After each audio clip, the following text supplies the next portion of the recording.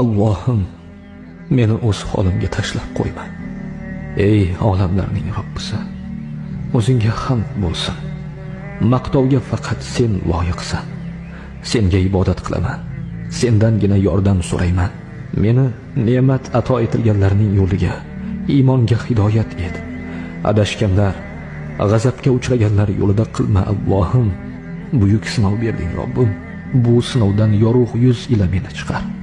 Oxiratda senga ro'baro turganimda yuzimni qora qilajak xatolardan meni omon saqla Allohim.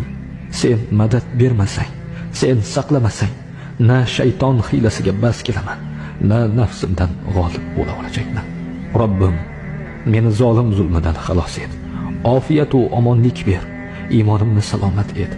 Rasuling Muhammad sallallohu alayhi va sallamga munosib ummat et. Robbim. Allohim,